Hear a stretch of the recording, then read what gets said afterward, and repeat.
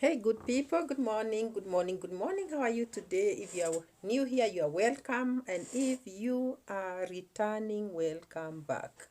Thank you for always coming back to check on my videos. And thank you for always keeping on checking your mama. Yes, guys, today I wanna discuss parenting.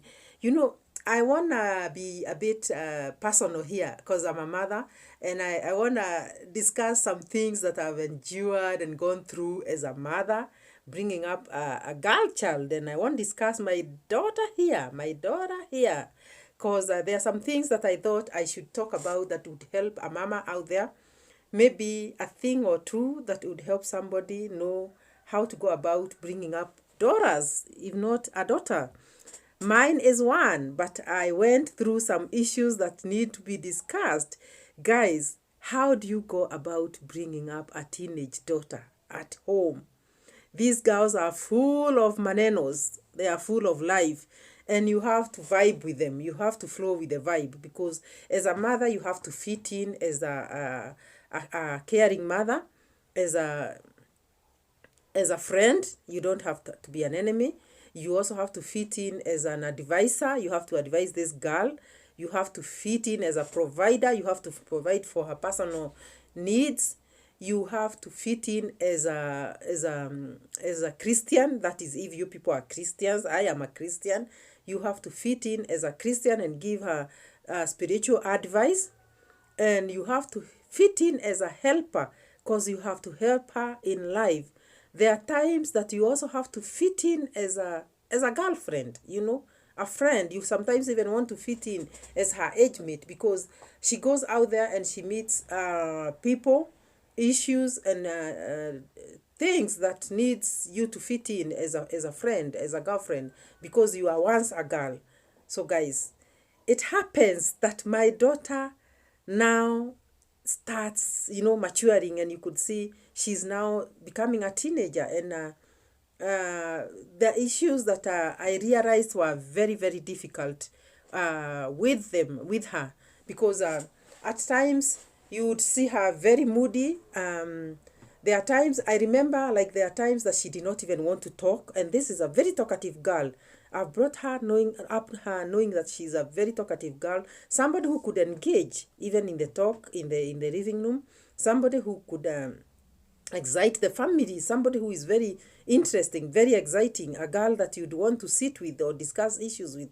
All of a sudden, she comes and she doesn't want to even sit with you in the living room. The girl is just coming in and saying hi and going upstairs. She doesn't want to sit in the living room with you. And when you call, hey, what are you doing? And she says, I'm doing my homework. So you give her time and you wait for her to finish and calm down. She doesn't calm down. You later, after a few hours, hear her calm down. Ta, ta, ta, ta, ta, ta. She goes to the kitchen and serves herself and then goes up to eat in the bedroom. She doesn't want to interact. She just doesn't want to discuss anything. And you're like, oh my God, am I failing somewhere as a parent? What is happening to my girl?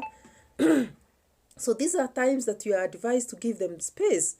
Give them space, but keep watch, because you don't give space and then keep off.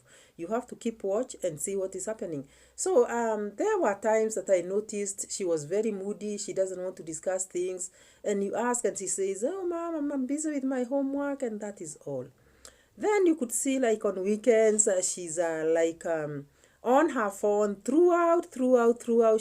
Whenever she's in the living room with family, she's on her phone, just her face down on the phone, and she could sometimes even forget that she's in your presence, and she could smile, and she's typing things on phone and smiling. Other times you could see she's moody.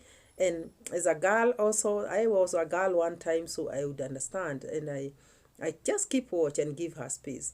So there are times that I could notice she doesn't want to eat. She's avoiding food. If you ask if she has served food, she'll say, okay, I'm gonna serve, and then you watch and see her serve very, very little, and you ask, oh, had you eaten something else out there? No, no, no, ma'am, I'm okay with this. And you'd notice her shrinking waistline, and she's very, very, very comfortable with that. There are times you'd notice that her way of dressing is different. You don't impress her with any gifts. She wants to have money to go and shop for herself. She doesn't want you to buy her those tops that you used to buy her, the skirts, the trousers. She doesn't want any outfit from you. She just wants you to give her the money so she shops. And when she shops, she buys things that look like handkerchiefs, tops that look like handkerchiefs. She wants to buy very tiny tops that are leaving the waistline bare. She doesn't want long. She doesn't want long tight fitting dresses. She doesn't want. She wants to buy those bulky and baggy trousers. She doesn't want you to suggest what she should wear. She wants to just dress and go to church in a certain way. She wants to dress in a certain way, even when going to church. Decent, but very, very different from what you'd shop for her. And there are also times that I would realize and notice that this girl is bored in a home company, and in the living room she's just bored. So this is the time I decided to approach her and find out what is happening to her. As a mother, you have to do it in a very calm way. You have to remember that this is your child, and if you are tough on this girl, you as a parent will lose out on the love for this girl. You have to approach her as a friend and get to find out what changes these are that are in her life. This is a girl that used to be live in this house. She has changed to be something else. There's no life in the house again. She used to be live in this house, and now she's quiet. She's on her own. She doesn't want conversations. She doesn't want, if she's going out, she requests that she goes out, and you tell her, come on this, make sure you are home by this and that time, and she's like, okay, I'll be back. And then she comes back the same time you said, but she doesn't want to discuss what transpired out there, what happened, who she met.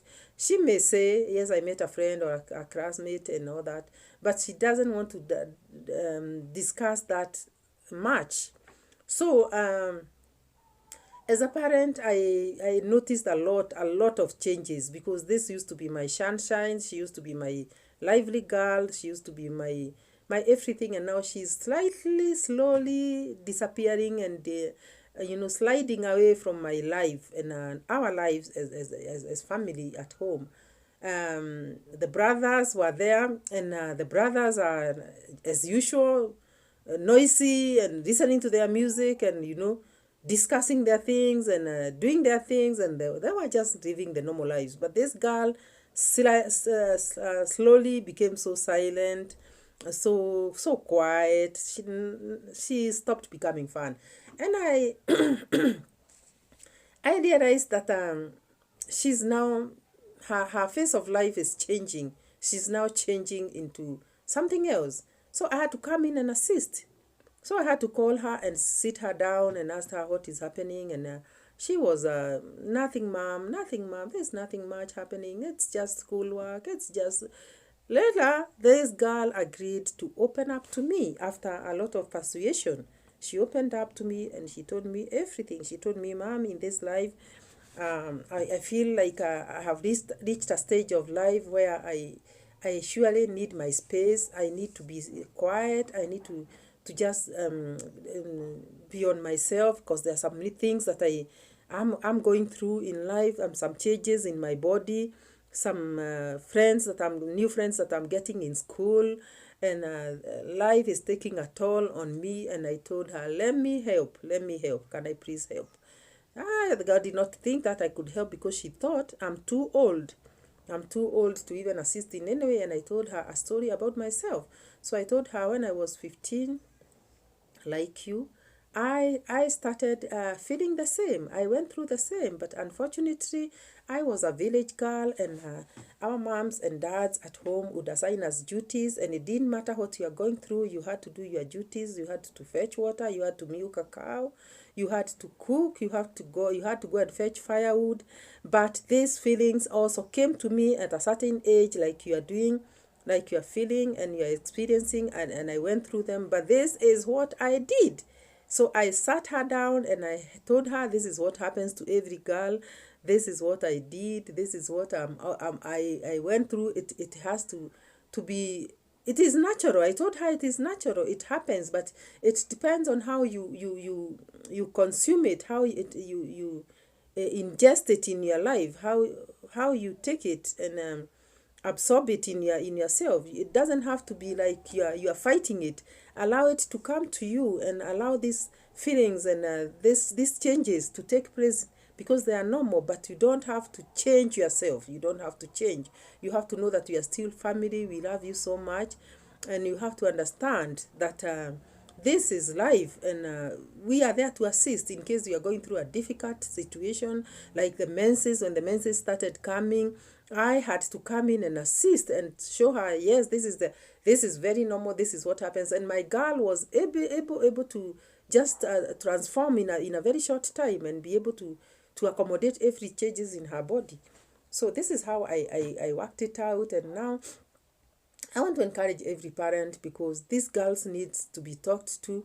You just have to sit them down. You have to show them that this is normal. Because let me tell you guys, if you are quiet on your girl and you see her changes and you are like giving her that look and saying, what is this you're trying to do? What is this? You have to understand her. You have to know that she's going through a strange transformation in her body, in her life, and you have to be there for her. That is why you are a parent. You have to be there for her. You have to tell her, okay, it's okay. These things happen. Yes, it's not, you are not the first one. These things happened even to me, me as a mother. These things happen to other girls, because even as they go, their teachers no longer teach them these things. They are taught the biology classes in school and the subject, yes, but they don't go into the depth of now experiencing, discussing it even as they experience it. So it's you who has to come through to assist your girl. Otherwise, if you don't, girls at this age will go astray, because they are gonna go and look for help out there. And when they go look for help out there, you don't know who gives them the help, who tells them what, who advises them what. They may get wrong advice and wrong. They may even feel like you don't love them, and they go and they are embraced out there, and they feel, okay, I'm not loved at home. This is where I'm embraced. This is where I'm finding love. Sometimes they fall in the hands of small young boys also, who show them love. And then when they intimately discuss with them what they are going through, the boys come and say, okay, come, let me give you a hug. And that girl, on receiving a hug, is lost. This girl is lost to that boy. And the next thing you hear is that your girl is pregnant. So this is a time that you should embrace your girl. Give her a hug. Ask her quietly what she's feeling and what she's thinking. Tell her that you love her. Show her love and provide unto her what she needs. If she needs that phone, don't deny it to her. Don't deny it. Give her the phone. Let her go to the internet. Let her check.